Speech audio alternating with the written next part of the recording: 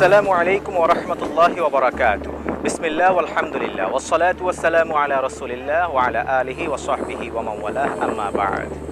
প্রিয় নবীর প্রিয় দেশে অনুষ্ঠানে প্রিয় দর্শক শ্রোতা, আপনাদেরকে স্বাগত জানাচ্ছি। আমি মোহাম্মদ হিদায়াতুল্লাহ। প্রিয় দর্শক শ্রোতা, এই মুহূর্তে আমি আপনাদের সাথে কথা বলছি মক্কাতুল মুকাররমা থেকে প্রায় 13-14 কিলোমিটার পূর্ব দিকে অবস্থিত আরাফার ময়দানের মিড সেন্টারে গড়ে ওঠা জাবালে রহমতের চূড়া থেকে। জাবালে রহমত এমন একটি পাহাড়, যেই পাহাড়ে নবীজি সাল্লাল্লাহু আলাইহি ওয়াসাল্লাম বিদায় হজ্জের কালজয়ী ভাষণ দিয়েছিলেন, ডাক দিয়েছিলেন সাম্য, মৈত্রী এবং ঐক্যে। আল্লাহ রাসূল সাল্লাল্লাহু আলাইহি ওয়াসাল্লাম যাবতীয় ভেদাভেদ দূর করার কল্পে আহ্বান রেখেছিলেন এই পাহাড়ের চূড়া থেকে। আজকের এই পর্বে প্রিয় দর্শক শ্রোতা, আমরা থাকবো আপনাদেরকে সাথে করে আরাফার ময়দানে।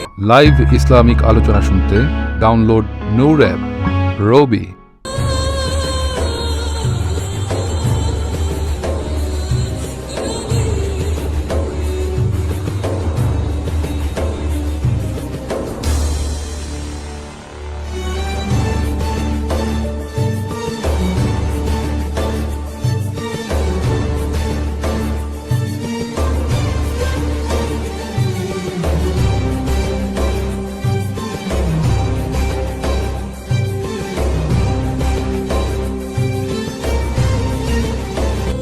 ইতিহাস থেকে জানা যায়, নবীজি মুহাম্মদুর রাসূলুল্লাহ সাল্লাল্লাহু আলাইহি ওয়াসাল্লাম আরাফায় অবস্থানের দিন দীর্ঘ সময় ধরে তার উষ্ট্রী অর্থাৎ তার যানবাহন কাসওয়ার উপর আরোহণ করে দীর্ঘ সময় তিনি আল্লাহ তাআলার কাছে দোয়া করেছেন, ফরিয়াদ করেছেন নিজের জন্য, নিজের উম্মার জন্য।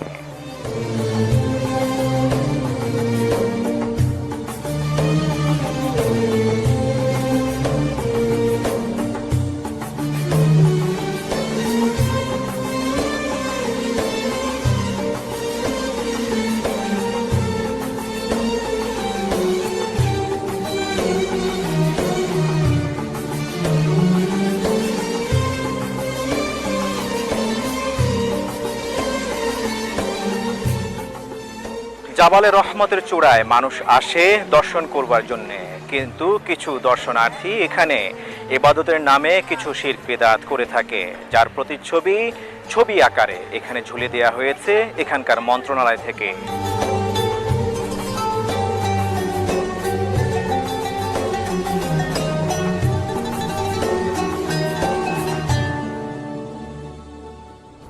এই হলো সেই রহমতের পাহাড়, যে পাহাড়ে দাঁড়িয়ে নবীজি সাল্লাল্লাহু আলাইহি ওয়াসাল্লাম সমবেত সাহাবীদের উদ্দেশ্যে কালজয়ী বিদায় হজ্জের ভাষণ দিয়েছিলেন। এই হজ্জে নবীজি সাল্লাল্লাহু আলাইহি ওয়াসাল্লাম সাম্যতার ডাক দিয়েছিলেন, ঐক্য এবং শান্তির ডাক দিয়েছিলেন। ধনী গরিবের বিভেদ ভুলে যেতে বলেছিলেন। ধনী এবং গরিবের তফাৎ তিনি দূর করেছেন। কালো এবং ধলোর মাঝে পার্থক্য তিনি বিলুপ্ত করেছিলেন।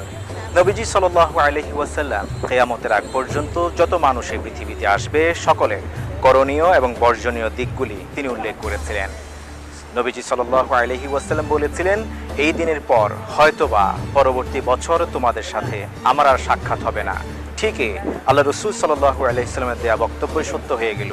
এই বাণী ছিল নবীজির জীবনের সর্বশেষ বাণী।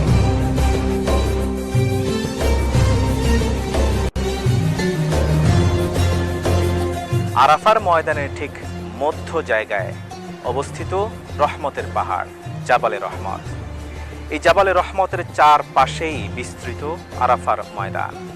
আর আরাফার ময়দানকে বলা হয় আল হাজ্জু আল ওকুফু ইয়াউমি আরাফা। হজ মানে হলো আরাফার ময়দানে অবস্থান।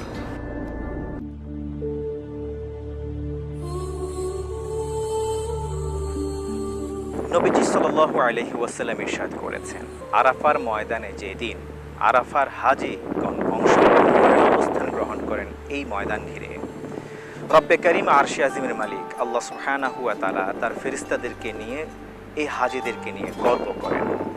ফেরেশতাদেরকে জিজ্ঞেস করেন, ও আমার ফেরেশতারা, তাকায় দেখো খালি মাথায় খোলা আকাশের নিচে খালি পায়ে আমার এই মানুষগুলি হাজীগুলি কি চায়? আল্লাহ সুবহানাহু ওয়া তাআলার প্রশ্নের জবাবে ফেরেশতারা বলে থাকেন, আয় রাব্বুল আলামিন, আপনার এই বান্দারা জাহান্নাম থেকে মুক্তি চায় আর জান্নাতে দাখিল হতে চায়।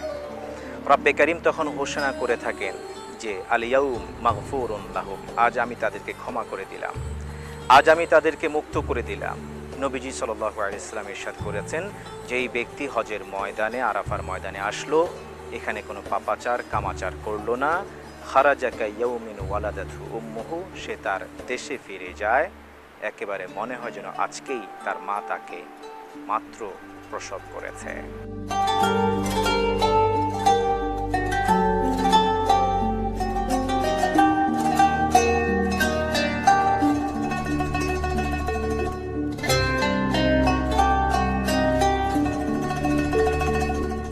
আল-ইয়াউমা আকমালতু লাকুম দীনাকুম ওয়া আতমামতু আলাইকুম নি'মাতি ওয়া রাদিতু লাকুমুল ইসলামা দীনা, আজ আমি তোমাদের দিনকে পূর্ণতা দিলাম, ওয়া আতমামতু আলাইকুম নি'মাতি, তোমাদের নিয়ামত রাজিকে পরিপূর্ণ করলাম, ওয়া রাদিতু লাকুমুল ইসলামা দীনা, ইসলামকে তোমাদের দিন হিসেবে আমি মনোনীত করে সন্তুষ্ট রইলাম।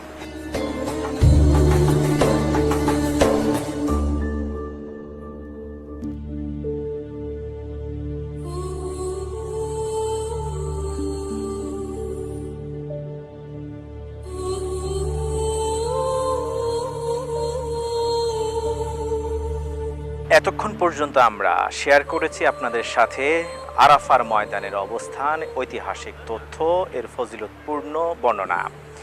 পাশাপাশি আমরা আপনাদেরকে ঘুরে ঘুরে দেখিয়েছি সেই জায়গায়, যেই জায়গায় মহাগ্রন্থ আল কোরআনের সূরা আলে ইমরানের 3তম আয়াত নাজিল হয়েছে। পাশাপাশি আরও শেয়ার করেছি যেই জায়গায় দাঁড়িয়ে নবীজি সাল্লাল্লাহু আলাইহি ওয়াসাল্লাম খুতবা দিয়েছিলেন। জাবালে রহমতের এই প্রান্ত থেকে আমি হেদায়েতুল্লাহ আজকের মতো বিদায় নিচ্ছি।